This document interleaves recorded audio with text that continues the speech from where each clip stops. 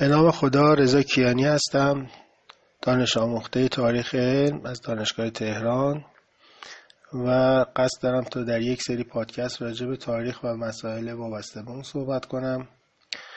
توی قسمت اول یه صحبت کوتاهی میخوام بکنم در مورد آموزش پرورش در ایران و مسائل و مشکلات اون.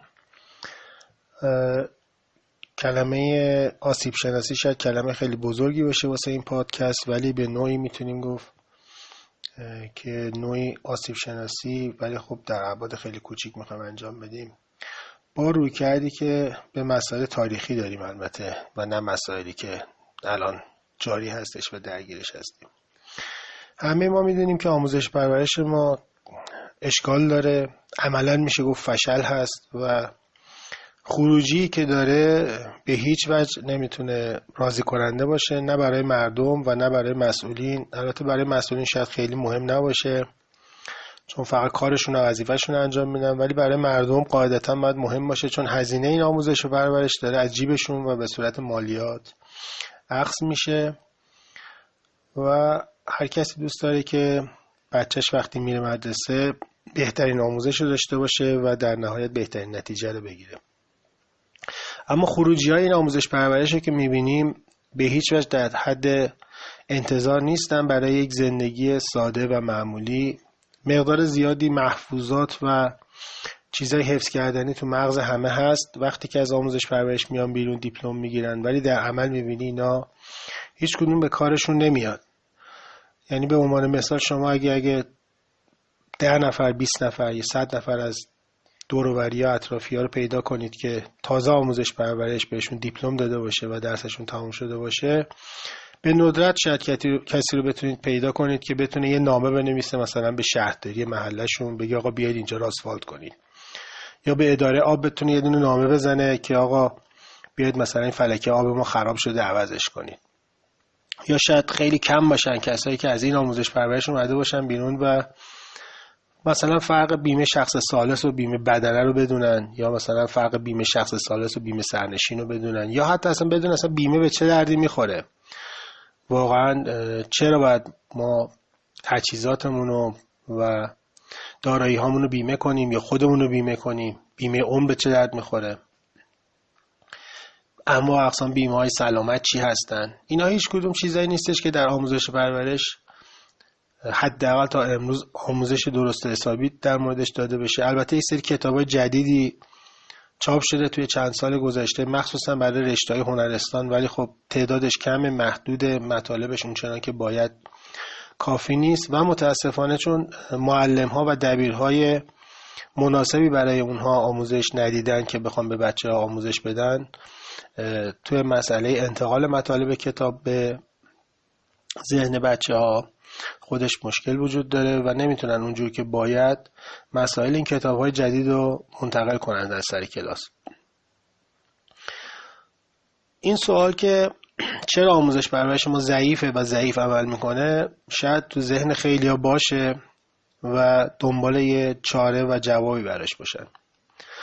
از ابعاد مختلفی شاید بشه این سوال رو بررسی کرد. ابعاد اقتصادیش، بودجه‌ای که صرف میشه، برنامه‌ریزی هایی که در دولت انجام میشه، ساختار بوروکراسی که در نهاد آموزش پرورش هست، مسائلی که در مجلس هست و قوه مقننه باید بهش رسیدگی کنه به عنوان قانون و الزامات قانونی که آموزش پرورش باید گردن بنهه، و مسائل جامعه شناسی، روانشناسی، اختلافات قومی، اختلافات زبانی. همه اینا شاید مهم باشه برای اینکه یک کسی بیاد برای خودش تجزیه تحلیل بکنه ببینه که اشکال این آموزش پرورش چیه و چرا این آموزش پرورش نمیتونه خروجیاشو یا فرزندان مردم رو به گونه‌ای بار بیاره که این فرزندان وقتی وارد زندگی میشن برای مقابله با مشکلات و مسائلی که در زندگی واقعی روبرو میشن آمادگی کافی داشته باشن و بتونه از پس مشکلاتشون به خوبی بر بیان. برخلاف خیلی‌ها که از همین رویکردهای روانشناسی و جامعه شناسی و اقتصادی و اینها استفاده میکنن برای تحلیل این مسئله که چرا آموزش پرورش مشکل داره، من فکر میکنم که بهتر اصلا برگردیم یه خورده دیدگاه تاریخی داشته باشیم نسبت به مسئله و مسئله رو از دید تاریخی بررسیش کنیم. برای اینکه الان بدونیم آموزش پرورش ما چی هست، بهترین چاره به نظر من این است که ببینیم در گذشته آموزش پرورش ما چی بوده و الان تبدیل به چی شده. در گذشته های دور، شاید 1000 سال پیش، 1500 سال پیش، 2000 سال پیش، در زمان حتی ساسانیان، اشکانیان، ما نه وزارت آموزش پرورشی داشتیم و نه سازمانی توی دولت‌ها یا امپراتوریا بوده که بخواد آموزش پرورش رو به صورت رسمی پیگیری کنه. آموزش در ایران و تقریبا میشه گفت در تمام جهان به صورت سینه به سینه عموماً انجام میشده. یعنی اگه کسی فرضاً آهنگر بوده، از بچگی بچه خودش هم میبرده آهنگری و این بچه از بچگی یاد میگرفته که چجوری آهنگری کنه. از چیزای خیلی ابتدایی شروع میکرده، مثل آتیش درست کردن و باد زدن آهن و زغال و بعد یواش یواش چکش زدن و تا برسه به مراحل بالاتر. در بقیه حرفه ها هم تقریبا همین وضعیت ساری بوده. اگه کسی فرش باف بوده، بچهش هم خب طبعا فرش باف میشده. اگه کسی کشاورز بوده، بچهش کشاورز میشده. از همون ابتدای بچگی یواش یواش یاد میگرفته مسائل کشاورزی رو. کسی ماهیگیر بوده، بچهش هم ماهیگیر میشده. و آموزش ها به صورت سینه به سینه و از یک نسل به نسل های بعدی انتقال پیدا میکرده. حالا توی این میون ممکن بوده یک کسی یه تجربه جدیدی هم کسب کنه و این تجربه جدیدش رو به نسل های بعدی منتقل کنه یا حتی نکنه. خیلی از روش ها بوده که همینجوری در طول تاریخ حذف شدن، چون اون خانواده هایی که این روش ها رو استفاده میکردن از بین رفتن و وارثی نداشتن که بخواد این مسئله رو منتقل کنه. حرفه های مختلفی یا هنرهای مختلفی ممکنه اینجوری از بین رفته باشن، ولی تقریبا میشه گفت تا قرن 16 هم 17 هم در همه جای دنیا همین مسئله بوده. یعنی هر کسی که میخواسته یه چیزی بچه‌ش یاد بگیره خودش موظف بوده این کار رو انجام بده. در کنار اینها یک سری آموزش هایی هم بوده که عموما در دولت و امپراتوریا توسط اشخاصی که در درون این امپراتوریا کار میکردن انجام میشده. این آموزش ها مختص به همون طبقه‌ای داشته که اصطلاحاً ما بهش میگیم طبقه دبیران یا طبقه کاتب ها. کسانی بودن که تو بوروکراسی های دولتی بودن. اونا هم اتفاقا بچه‌هاشون از بچگی میبردن پیش خودشون و یواش یواش سعی میکنن یه سری چیزها رو بهشون یاد بدن. حالا ممکنه بعضی از امپراتوری ها یه سری مدارس مخصوص داشته باشن برای شاهزاده هاشون یا برای اون بزرگانشون که فرزندانشون رو بذارن اونجا، چیزایی مثل شمشیرزنی رو، نیزه بازی و لشکرکشی و اینجور چیزها رو یا حکومت داری رو بهشون یاد بدن. ولی اینها ابعادش خیلی خیلی کوچیک بوده، گسترده نبوده و در تمام امپراتوری ها هم نبوده. یعنی چیز عامی نبوده که ما یه سیستم نظام آموزشی خیلی مستقر داشته باشیم، یه سری کتاب‌ها و تکست بوک های خیلی ثابت داشته باشه، استاندارد باشه و بر اساس یک سری روش‌های استاندارد مثلا کسایی که جزء اشراف بودن، جزء بزرگان بودن، جزء وزیرها و وکیل‌ها بودن میان بچه‌هاشون اونجا آموزش بدن. این هم یه سری چیزایی بوده که عموماً چیزای سلیقه‌ای بوده. هر معلمی می اومده یه سری چیزایی رو درس میداده و همونجور که گفتم در همه جا هم صادق نبوده و همه امپراتوری ها و همه حکومت ها هم چه سازمانی نداشتن. بعضیشون داشتن، بعضیشون نداشتن. اما یه جور روش آموزش دیگه هم داشتیم که اصطلاحاً ما تو ایران بهش میگیم مکتب خونه. این بیشتر برای طبقه متوسط شهری بوده، کسایی که تاجر بودن، حجره‌ای داشتن، مغازه‌ای داشتن و دوست داشتن بچه‌هاشون یه مقداری حساب کتاب و الفبا و قرآن خوندن و اینجور چیزا رو یاد بگیرن که عموما بچه‌ها رو از 6-7 سالگی میذاشتن مکتب، بعضی وقتا حالا بیشتر بعضی وقتا کمتر. و توی مکاتب هم عموما کسایی بودن که اصطلاحاً بهشون میگفتن ملا، خیلی هاشون روحانی بودن و درس دینی خونده بودن، بعضی هاشون هم نبودن. و یه سری آموزش‌های خیلی ابتدایی به بچه‌ها داده میشد در حد حروف الفبا، خوندن قرآن، خوندن یه سری از کتاب‌های مثل گلستان و بوستان سعدی و جدول ضرب و چیزهای ابتدایی که در حساب هست. این سیستم آموزشی سینه به سینه که مخلوط بوده همراه با سیستم آموزشی مکتب خونه‌ای.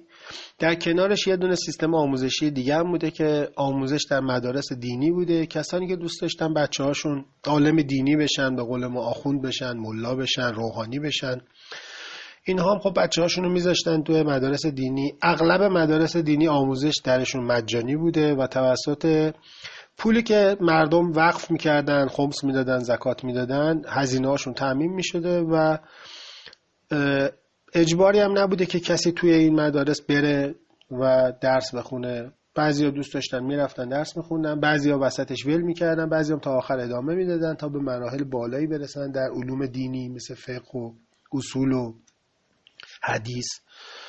و این نظام آموزشی هم باز به نوعی یه نظام آموزش سینه به سینه بوده. یعنی این چنین نیستش که ما فکر کنیم یه سری تکست بوک های خیلی استاندارد داشتن، روشاشون استاندارد بوده. تازه از قرن پنجم ششم هجری به بعد بود که یواش یواش در مدارسی که اهل سنت داشتن اینجور تکست های استاندارد در اومدن، روش های آموزشی استاندارد شدن و حقوق ثابت برای معلم‌ها و بعضی وقتا حتی خود دانش آموزا بورسیه می شدن. ولی آنچنان نبوده که ما بخوایم با مدارس امروزی یا دانشگاه امروزی مقایسه کنیم از نظر استاندارد بودن، چه در روش های تدریس و چه در کتاب ها و تکست بوک ها. شاید تنها تکست بوکی که استاندارد بوده در تمام این مدارس دینی خود متن قرآن کریم بوده و هر معلمی عموما کتابی که خودش می نوشت و تدریس می کرد و از همونم امتحان می گرفت و دانش آموزا حالا یا دانشجوها مجبور بودن که به هر معلمی که رجوع میکنن همون تکست بوکی که معرفی میکردن و مورد استفاده قرار بدن برای حالا اون روش‌های آزمون‌های خاصی که داشتن. این روش آموزش مختلط که حالا به نوعی میشه گفت ترکیبی بودی از آموزش سینه به سینه حرفه‌ها و فن‌ها، آموزش در مکتب خونه برای طبقه متوسط شهری یا متوسط روستایی، آموزش دینی برای کسایی که علاقه‌مند بودن به علوم دینی و آموزش هایی که در دربار انجام میشد، روشی بود که نیازهای اون زمان و اون دوره رو میتونست به خوبی برطرف کنه و با کمبود منابعی که در جوامع بود بهترین بازده رو در زمان خودش داشت. یعنی اینجوری نبود که اون موقع فکر کنیم که یه جوامعی بودن که فرضاً ثروت‌های خیلی هنگفت نفتی داشتن و می آمدن به همه میگفتن ما به شما آموزش پرورش میدیم و همه بچه‌ها رو تحت پوشش آموزش پرورش مجانی قرار میدادن و بعد لباس مجانی و کتاب مجانی و اینجور چیزا بهشون میدادن. واقعا اصلا هیچ حکومتی در دنیا امکانش رو نداشته که بخواد یه همچین سیستم آموزشی رو برقرار بکنه و با توجه به نیازهایی که در اون زمان جوامع داشتن همین سیستم میتونسته نیازهاشون رو پاسخگو باشه. اما یک سری اتفاقاتی افتاد که این اتفاقات باعث شد که این سیستم در بعضی جوامع دیگه کارایی لازم رو نداشته باشه و بعضی جوامع که اینها جوامع اروپایی بودن، عموما هم در اروپای مرکزی، اروپای غربی، یواش یواش شروع کردن سیستم آموزشی خودشون رو عوض کردن و به سمت سیستمی رفتن که امروز در تمام دنیا ساری هست و ما خودمون هم داریم از همون سیستم استفاده میکنیم. اما سوال اینه که چرا این حکومت ها، این دولت ها یا این جوامع در اروپا اومدن و سیستم آموزشیشون رو عوض کردن؟ همونجور که گفتم هر سیستم آموزشی بستگی به نیاز اون جامعه ساخته میشه. در جوامع اروپایی در اواسط و اواخر قرن 18 و اوایل قرن 19 اتفاقی افتاد که امروزه عموما ما اون رو به نام انقلاب صنعتی میشناسیم. انقلاب صنعتی در اروپا نهاد جدیدی رو وارد جامعه کرد که تا اون زمان به اون صورت سابقه نداشت و این نهاد جدید نیروی انسانی جدیدی رو میطلبید و مدارس جدیدی که به وجود اومدن در حقیقت برای برطرف کردن نیازهای این نهاد جدید بودن و این نهاد جدید چیزی نیست جز اون چیزی که امروز ما بهش میگیم کارخونه. کارخانه به این صورتی که امروز ما میبینیم، کارخونه‌هایی مثل ایران خودرو یا کارخونه های بزرگی مثل بوئینگ، کارخونه های مثل جنرال الکتریک، جنرال دینامیک، در داخل ایران فولادسازی ها، پتروشیمی ها، اینا چیزایی هستن که در قبل از انقلاب صنعتی سابقه‌ای نداشتن. تا قبل از انقلاب صنعتی کارگاه های کوچیکی بوده، 5 نفر 6 نفر فوقش 10 نفر توش کار میکردن و یه سری صنایعی بوده که بیشتر اینا صنایع دستی بوده و همونجور که گفتم آموزش در این صنایع به صورت سینه به سینه داده میشده توسط استادکارهایی که در این کارگاه ها بودن یا صاحب اون کارگاه به شاگردانشون، تا اون شاگردا هم میرفتن و پیگیری میکردن، خودشون تا یه زمانی استاد میشدن و کارگاه خودشونو میزدن. اما کارخانه یک سیستم کاملا جداگانه‌ای بود و در اثر تجمع زیاد پول و ثروت توسط یک سری افراد یک کارخانه یا کارخانه‌هایی تأسیس میشد. در این کارخانه یک سری استانداردهایی رایج بود در هر کارخانه‌ای و کارگران ناچار بودن که بر اساس این استانداردها کار کنن تا کارهای کارخانه و خط تولیدها اونجور که باید پیش بره. هر کارخانه یه سری ورودی‌هایی داشت، مواد اولیه رو می‌گرفت، توسط کارگران در کارخانه بر روی این مواد اولیه کار انجام می‌شد و در نهایت محصولی از این کارخانه می‌آمد بیرون و به بازار عرضه می‌شد. اصلاً یک سیستم کاملا جداگانه‌ای بود با سیستم قبلی. خیلی از کارگران نیاز نبود که مهارت‌های خیلی آنچنانی داشته باشند.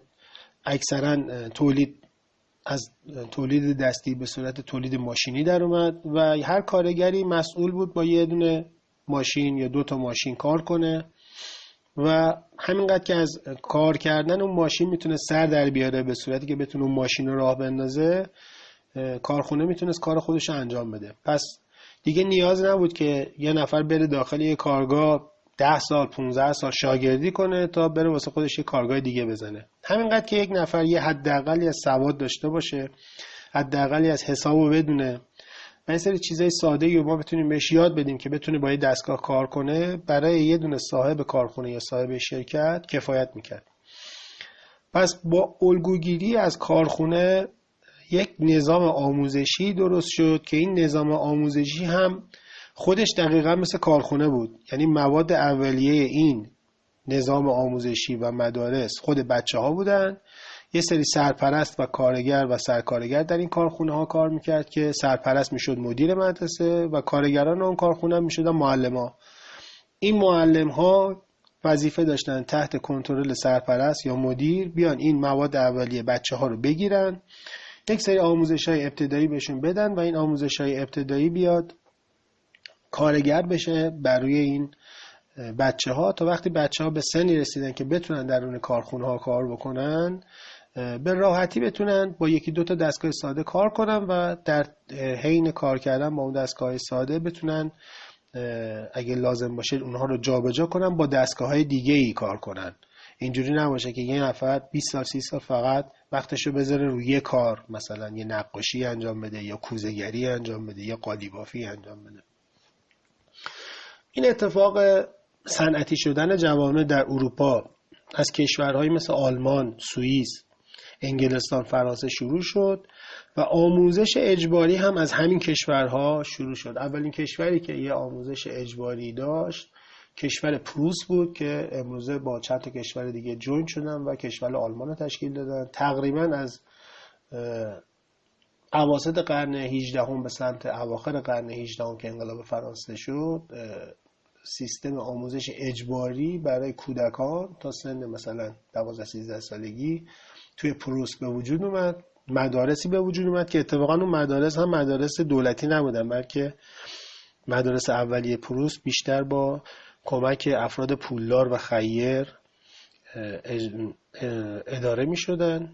بعد یواش یواش این آموزش اجباری شد و به صورت قانونی در اومد که همه بچه ها برن و یک سری درس های استاندارد رو توسط یک سری معلم ها که اونها رو به صورت استاندارد و با روش های استاندارد درس میدادن یاد بگیرن. این حرکت یواش یواش تو اروپا گسترده شد. بعد کشورهای شمال اروپا مثلا کشورهای حوزه اسکاندیناوی یواش یواش این مسئله رو فرا گرفتن. از پروسیا دانمارک بود، بعد اتریش بود. در قرن 19 کشورهایی مثل عرض به خدمت شما که یونان، سوئد، پرتغال، اسپانیا اضافه شدن. بعد تو بعضی از ایالت‌های آمریکا این اتفاق افتاد و تقریبا اواخر قرن 18 هم بود، در سال حدود 1880 و اون دور و برا، که فرانسه و بریتانیا هم سیستم‌های نظام آموزش اجباری رو برای کودکانشون برقرار کردن. پس یک نیاز در جامعه به وجود اومد، داشتن کارگر ساده، کارگری که بتونه با حداقل آموزش در کوتاه‌ترین زمان از یک سری دستگاه‌ها به صورت مطلوب استفاده کنه تا کار کارخونه را بیفته. این نیاز باعث شد که یک سری آموزش‌هایی به صورت اجباری برای کودکان در بیاد که این بچه‌ها، این کودکانی که از این آموزش پرورش می آمدن بیرون، خودشون به عنوان یه جور پیچ و مهره در درون کارخونه‌ها عمل می‌کردن. پس ما همونجور که گفتم در حدود سال 1700 و تقریبا 60 حدود 1770 آموزش پرورش در پروس اجباری میشه و در حدود 110 سال بعد در انگلستان و فرانسه اجباری میشه و در حدود 120 سال بعد در ایران، یعنی در سال 1911 میلادی یا 1290 شمسی آموزش پرورش قرار میشه که طبق قانون مشروطیت اجباری بشه. حالا شما در نظر بگیرید که در سال 1912 میلادی، البته یا اواخر دوره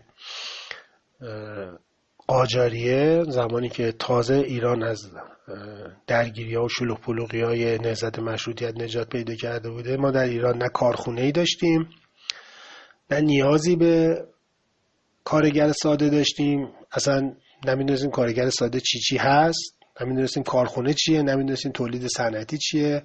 حتی اگه همه اینا رو هم داشتیم مدیرش رو نداشتیم، حتی مدیرش هم داشتیم بازارش رو نداشتیم. یعنی واقعا چی میخواستیم درست کنیم، مثلا چه توانایی خاصی داشتیم در صنعت.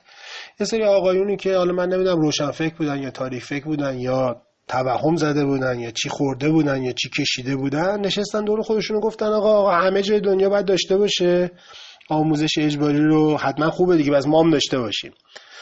و همینجوری رجمن بالغیب اومدن این قانون رو تصویب کردن و هم ملت رو توی دردسر انداختن و هم دولت رو. یعنی یه کشوری که اصلا کشور کشاورزیه و حتی ما تقریبا تا دهه 40 شمسی عمدتاً ایران کشور کشاورزی بوده، نه نیازی به آموزش پرورش آنچنانی داشته، نه نیاز به نیروی کار آنچنانی داشته، نه نیاز به کارگر آنچنانی داشته. کل صنعت ما یه صنعت نفت بوده که آموزش نفراتش هم خود شرکت ملی نفت انجام میداده. حالا چه در اون زمانی که توسط انگلیس ها شرکت نفت اداره می شده، چه بعد از ملی شدن نفت که شرکت ملی نفت تشکیل میشه و کنسرسیوم میاد سر کار، بازم آموزش با خود خارجی ها بوده. نیاز آنچنانی نبوده که اصلا صنعت نفت ما چقدر مثلا گسترده بوده که ما بخوایم همه ملت رو آموزش بدیم براش که اونجا کار کنن.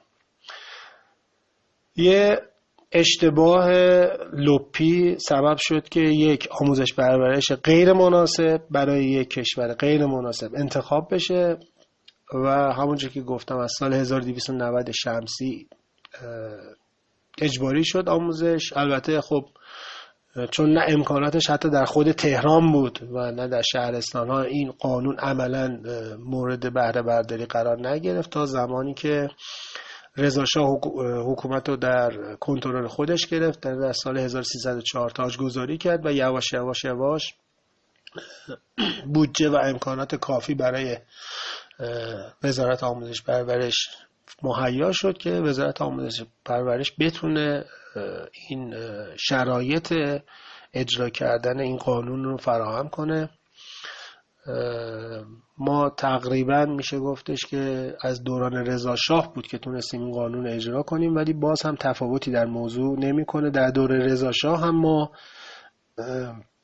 کارخونه‌ای نداشتیم، تولید صنعتی آنچنانی نداشتیم و نیازی به این سیستم آموزش پرورش اجباری نداشتیم. حد اکثر کاری که اون موقع دولت میتونست بکنه این بود که یک سری مدارسی رو درست کنه که در زمان امیرکبیر خود همتون میدونین اولین قدم برای اینجور مدارس با تأسیس دارالفنون زده شد. دارالفنون ایران در سال 1851، یعنی قبل از اینکه فرانسه و انگلیس بیان آموزش پرورششون رو اجباری کنن، به عنوان یک دبیرستان یا حالا دانشسرای مقدماتی تأسیس شد و در همون زمان هم قرار بود که این مدرسه دارالفنون یا دبیرستان دارالفنون بیاد و یک سری نیروی انسانی کافی برای امور حکومتی، امور نظامی، امور سیاسی و مسائل این چنین، مثلا مترجم برای وزارت امور خارجه، افسر، تربیت بکنه و اینها بیان در مشاغل مورد نیاز دولت قرار بگیرن و کار دولتی رو انجام بدن. ما حد اکثر چیزی که لازم داشتیم همون مدارس دارالفنون، حالا شاید یه خورده عریض و طویل‌تر یا گسترده‌تر یا برنامه جامع‌تر بود، برای اینکه بوروکراسی دولتیمون رو بتونیم با خروجی‌های این مدرسه دارالفنون یا مدارسی مثل مدارس دارالفنون تغذیه کنیم. به غیر از اون نیاز آنچنانی نبود که ما آموزش حرفه‌ای و آموزش چهره به چهره‌ای که در جامعه در اون زمان رواج داشت رو تبدیل کنیم به اون چیزی که امروزه بهش میگیم آموزش اجباری. پس بخوام اگه یه رویکرد تاریخی داشته باشیم، می‌بینیم که ما یه آموزش پرورشی داریم که این آموزش پرورش به هیچ وجه برای کشور ما از اول مناسب نبوده. الان هم اگه نگاه کنید ایران یک کشور صنعتی به اون معنا نیست که ما بخوام انرژی و بودجه کشور رو صرف پرورش همه افراد بکنیم، بگیم همه باید بیان باسواد بشن، همه باید بیان دانشمند بشن، همه باید بیان نخبه بشن و همون راهی که در زمان رضا شاه ادامه پیدا کرد و می‌بینیم محمد رضا شاه ادامه داد و بعدش هم جمهوری اسلامی همون روش غلط و اشتباه ادامه دادن و در نهایت رسیدیم به این بنبستی که الان توش گیر کردیم و واقعا نمیدونیم که اصلا باید چی کارش بکنیم. ما یه سری دانش آموخته داریم، یه سری دیپلم داریم و دبیرستان میان بیرون و وقتی نگاه میکنیم میبینی هیچی بلد نیستن. البته خودشون فکر میکنن که بلد هستن، ولی خب این اصلا مهم نیست که خودشون چی فکر میکنن. بارها در هم زمان پهلوی دوم و هم در زمان جمهوری اسلامی سعی کردن که با عوض کردن برنامه‌های درسی، کتاب‌های درسی، کم و زیاد کردن سالها، نمیدونم 6 سال کردن، نمیدونم 5-3-3 کردن، 3-5-2 کردن و روش‌های این چنینی سیستم رو تغییرش بدن به صورتی که بتونه یه خروجی و یه بازده مناسبی داشته باشه، ولی همه اینها فقط بزک کردن و به قول معروف آرایش کردن یه مرده است، چون این آموزش پرورش در نطفه اصلا مرده بوده و هیچ فایده آنچنانی برای کشور نداره. حالا ممکنه خیلی مخالف باشن با نظر من و بگن که نه، آموزش پرورش چیز خوبیه و باید باشه. خب مشکلی هم نیست، میتونن از اهرم هایی که دارن استفاده کنن و همین روش کج و همین روش اشتباه و همین روش مریض رو ادامه بدن و نتیجهش رو بچه‌های خودشون ببینن، رو نوای خودشون ببینن که ببینن از این آموزش پرورش چی براشون در میاد و دلشون خوش باشه و خوشحال باشن. حالا سوالی که ممکنه اینجا مطرح شه اینه که خب حالا باید چیکار کنیم و چجوری میشه این بنبست رو شکست؟ این بنبست رو شکستن اولین قدمش اینه که چند تا کارگروه بیاد تشکیل بشه از افراد مختلف با رشته‌های تحصیلی مختلف، یکی جامعه شناس باشه، روانشناس باشه، متخصص آموزش باشه و اینا بیان نظر بدن که خب باید چیکار کنیم. ولی از دید من واجب ترین قسمت قضیه و مهمترین قسمت قضیه اینه که آموزش پرورش دولتی و بودجه دولتی کلا باید توی ایران جمع بشه. هر کسی که خواست بچهش آموزش ببینه دست بکنه تو جیبش، پولشو بده، خیلی راحت، شیک و قشنگ. این به نظر من هیچ معنی نداره که من الان از بودجه دولت استفاده کنم، بچم آموزش ببینه، دیپلم بگیره و بره واسه خودش دکتر مهندس بشه، پولشو بذاره تو جیب خودش و مالیات هم نده و این بودجه دولت فقط هدر بره. یا اینکه نه، بیاد مثلا اپلای کنه بره خارج، اون خرجی که هزینه‌ای که از بودجه مملکت رفته و از مالیات مردم رفته صرف آباد کردن کشورهای اروپایی و آمریکای شمالی بشه. کشور اروپایی و آمریکای شمالی اگه خیلی ناراحت هستن و دوست دارن از نیروی انسانی ایرانی استفاده کنن، کار نداره، بیان اینجا مدرسه بزنن، هر کی دوست دارن آموزش بدن، با هزینه خودشون بچه‌ها بردن ببرنش. این بزرگترین ظلم هست به طبقات ضعیف جامعه، طبقات ندار جامعه، طبقات بی پول جامعه، که ما از اینا مالیات بگیریم، رو قبض برقشون ازشون به زور پول بگیریم، رو قبض آبشون ازشون پول بگیریم، وقتی میخوان خرید بکنن مالیات بر افزایش افزوده بدن، وقتی میخوان حقوق بگیرن رو حقوقشون هم باز دوباره ازشون مالیات بگیریم، بعد پولش رو صرف کنیم، یه سری آدمایی درس بخونن بعدم بذارن برن خارج، یا نه درس بخونن اصلا از اون درس استفاده نکنن. یعنی شما همین الان تو خانواده خودتون نگاه کنید، میبینید خیلی هستن که مثلا رفتن دانشگاه ولی از این درسی که خوندنش استفاده نمیکنن. طرف رفته فرضاً پرستاری خونده، الان واسه سر زمین داره کار ساختمانی انجام میده و خودتون بگردید 1000 موردش رو میتونید پیدا کنید. واقعا چرا باید این هزینه از جیب مردم بره تا طرف بره پرستاری بخونه و بعد واسه مثلا کارگر ساختمانی حالا یا بنایی یا معماری انجام بده؟ این پولی که هدر رفته چرا باید هدر بره؟ اونم در شرایطی که مملکت وضعیت مالیش اصلا جالب نیست، اسفباره، وضعیت بودجمون داغونه، میلیاردها تومان داره هزینه میشه برای معلمینی که ناراضیان، برای دانش آموزانی که ناراضیان، برای مدیرای مدرسه‌ای که ناراضیان، برای آموزش پرورشیایی که ناراضیان و هزاران هزینه جانبی دیگه هم هست. یعنی فقط هزینه نیستش که ما یه آموزش پرورش داریم، خب حالا یه دونه مدرسه زدیم و این آب و برق و معلم و اینا هزینه داره، هزینه جابجایی نفرات هست، صبح که دارن میرن مدرسه، هزینه سرویس، استهلاک برای ماشین هایی که اینا رو میبرن، ماشین هایی که اینا رو میارن، هزینه های جانبی مثل لوازم تحریر، هزینه تغذیه، اینا همش هزینه هست و در کل اگه نگاه کنید ببینید هزاران میلیارد تومان داره صرف چیزی میشه که خروجیش کوچکترین فایده‌ای برای مملکت نداره. ممکنه سوال کنید که خب این ظلم میشه به طبقه ضعیف که پول ندارن و الان نمیتونن هزینه کنن بچه هاشونو و در مدارس خصوصی بذارن، اگر مدارس دولتی نباشن اینا باید چیکار کنن؟ جوابش خیلی ساده است، همین الان چیکار میکنن؟ همین الان فقط بچه پول دارن که میرن دانشگاه، به غیر از یه عده معدودی که خیلی استعدادهای خاصی دارن در شهرستانهای کوچیک یا دهات‌ها و روستاها میتونن از صد کنکور قبول شن و برن دانشگاه دولتی رشته‌های خوب بخونن. اکثرا بچه پولدارا هستن یا آقازاده ها هستن که خیلی هاشون اصلا صندلیشون از قبل براشون رزرو شده، اصلا نیازی ندارن کنکور بدن.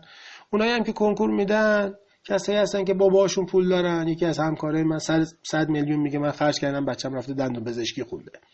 یعنی عملا این آموزش پرورشه هیچ کاری واسه این بچه انجام نداده، 100 میلیون باباه بوده که کار انجام داده. خب اگه قراره واقعا هر کی 100 میلیون خرج کنه بچه‌ش بره دندون پزشکی، چه کاریه که ما آموزش پرورش داشته باشیم؟ آموزش پرورش رو جمع کنیم، هر کی 100 میلیون داره بگیم آقا این 100 میلیون خرج کن بچه‌ت بره دندون پزشکی بخونه. و این بندگان خدایی هم که در آموزش پرورش الاف هستن، حالا چه به عنوان معلم، چه به عنوان مربی، چه به عنوان متربی دانش آموز، اینا برن یه فکر اساسی بالا خودشون بکنن. این قضیه همین الانش هم همین جوری که شما سوال میکنید هست. یعنی همین الان بچه پولدارا و بچه مایه‌دارا دارن میرن دانشگاه، بهترین رشته‌ها رو میگیرن.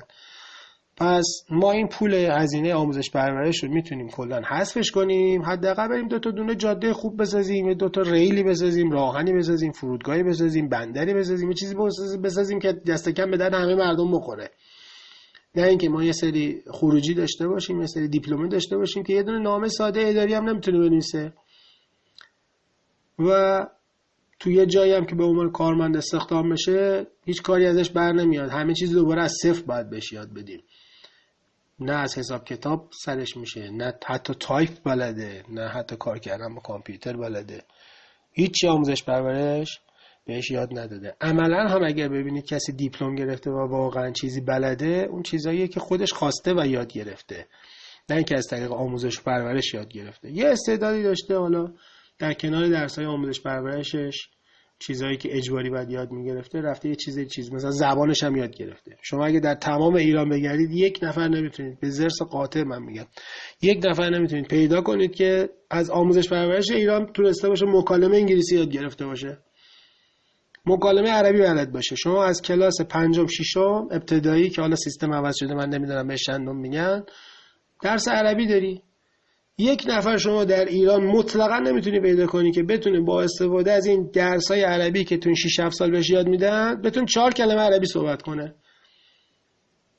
محاله اصلا پیدا کردن همچین کسی، مگه اینکه یا خودش عرب باشه بای دیفالت، یا اینکه نه جاهای دیگه رفته باشه خودش خصوصی یاد گرفته. یعنی بازم برمیگردیم به همون مسئله خصوصی سازی. یعنی تا این قضیه خصوصی نشه، تا پدر و مادر از جیب مبارکشون پول در نیارن، هزینه نکنن، دلشون، نه دل بچه نه دل پدر مادر نمیسوزه به حال اون وقت و انرژی که داره از اون نظام آموزشی میگیره. الان آموزش پرورش ما یه چیزی هستش که توی نظریه بازی ها اصطلاحاً بهش میگن مفت سواری. یعنی شما بچه‌تو میفرستی مدرسه چون میدونی که هزینه‌ش عجیب نمیدی، هزینه‌ش داره از بیت المال میره، از بودجه میره، میگه حالا میره مدرسه یه چیزی میشه دیگه، یا یه چیزی میشه یه چیزی نمیشه، مهمم نیست برات.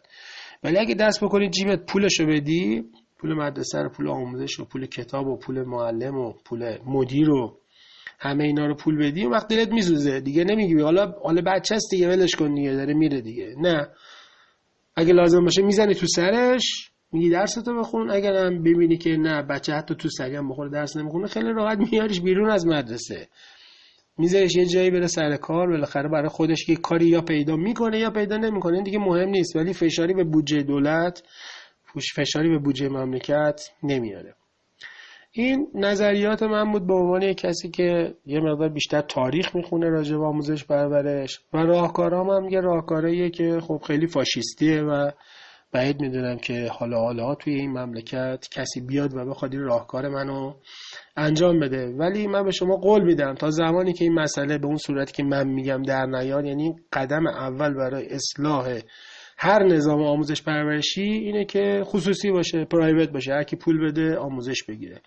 مطمئن باشید که هیچ چیزی در این آموزش پرورش درست نمیشه. حالا هی آموزش پرورش بیاد کتاب درسی عوض کنه، هی بیاد معلم عوض کنه، هی بیاد سیستم عوض کنه، هی بیاد نمیدونم 2 سال 3 سال کنه، 3 سال 4 سال کنه، ابتدایی رو بکنه 6 سال، بعد بکنه 10 سال، بعد بکنه 1 سال، بعد بگن آقا بچه 6 سالگی باید بره مدرسه، بعد پشیمونشن بگن نه 10 سالگی باید بره مدرسه. اینا هیچ تفاوتی نخواهد کرد تا زمانی که پدر مادر یاد ندادن که هزینه تصمیماتشون رو خودشون برگردن بگیرن.